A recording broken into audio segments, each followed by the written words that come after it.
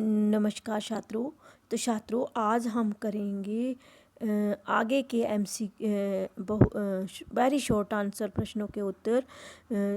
जिन्होंने पहले के वीडियो नहीं देखे हैं वह प्लीज़ देख लें और अपना जो है हर एक प्रश्न का उत्तर जान लें। और आज शुरू करते हैं प्रश्न नंबर 40 से।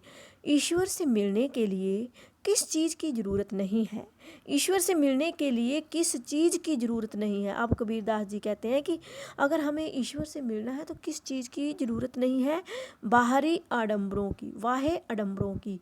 मीन जैसे हम मूर्ति पूजा करते हैं या दूसरे कर्म करते हैं, तो माला फेरते हैं, जप करते हैं, तप करते हैं, उन सब से बचना है। उनकी कोई ज़रूरत नहीं है। जब हमें भगवान के दर्शन करने हैं तो अपने अंदर से करने हैं। ज्ञान की तुलना किससे की है? अब फिर वही प्रश्न और वही वैसा ही देखा। पहले उसने पूछा कि सूर्य की तुलना किससे की है। प्रश्न को किसी भी तरीके से घुमाकर पूछा जा सकता है। छात्रों कंफ्यूज नहीं होना है, याद रखना है बातों को कि क्या क्या बताया गया है सबक और साखियों में, शब्द और साखियों में कबीर जी ने। बस इतना याद रखना है। प्रश्न कोई भी हो उसका उत्तर लिख देना है। ज्ञान की तुलना सूर्य से की है, आंधी से भी की है। मीन एक जगह सूर्य से की है तो आंधी से भी की है। आंधी, ज्ञान रूपी आंधी, जब आप एक बार फिर ध्यान से पढ़ना, शब्द में की है ये तुलना कि ज्ञान रूपी आंधी जब आती है ना तो अवश्य ही परिवर्तन होता है। मीन जैसे नॉर्मल हवा चलती है तो हमें ठंडक देती है, और जब आंधी मीन तूफान आता है तो क्या होता है? परिवर्तन होता है कि नहीं होता है? कुछ नुकसान करके जाता है कि नहीं जाता? उसी प्रकार ज्ञान की, जब ईश्वर रूपी ज्ञान की आंधी आती है तो आदमी जो है वह बहुत कुछ करने लगता है। ज्ञान की आंधी के आने से क्या समाप्त हो जाता है? ज्ञान की आंधी जब आती है तो भ्रम समाप्त हो जाता है।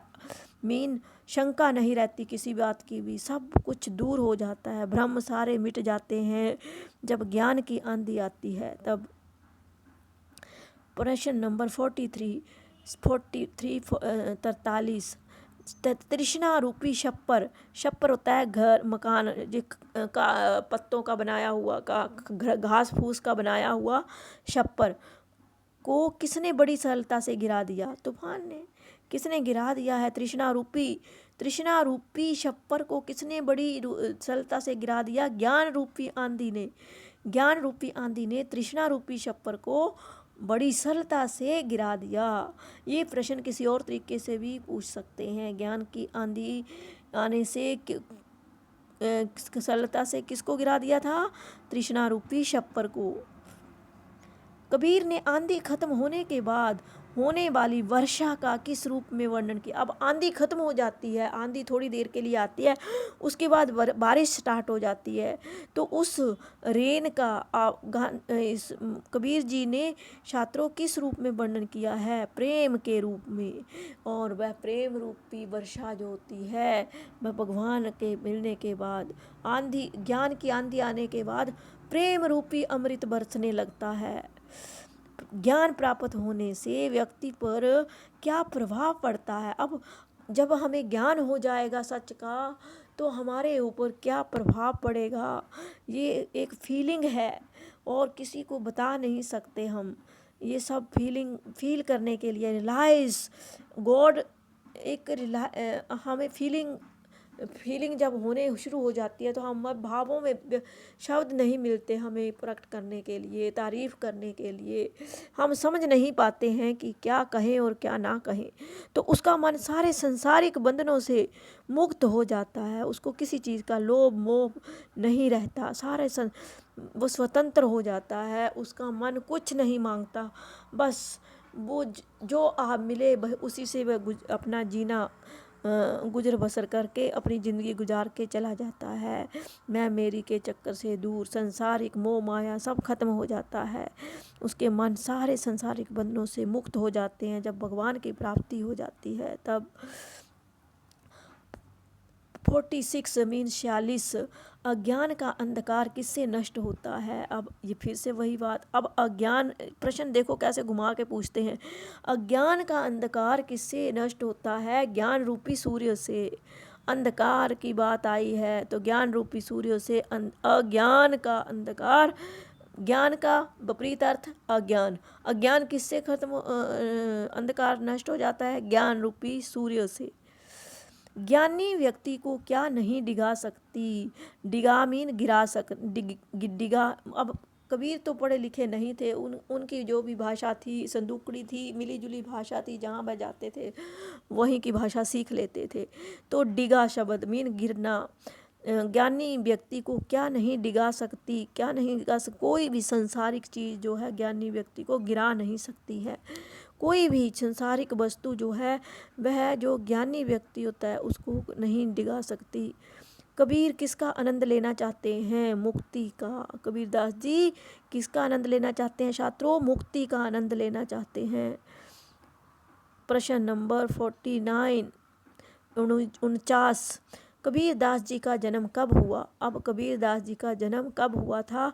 सन 1398 में। जिन्होंने कबीर का जीवन परिचय भी मैंने वीडियो डाला हुआ है, वह भी आप ध्यान से सुन लेना, देख लेना, उसमें भी मैंने काफ़ी कुछ बता रखा है। यहाँ प्रश्न आएंगे उससे रिलेटेड तो आपको समझ में आ जाएगा। एक बार कबीरदास जी का परिचय जरूर पढ़ लेना, आपकी पुस्तक में भी है। कबीरदास जी का जन्म 1398 में हुआ था। कबीरदास जी ने किसके उपासक थे?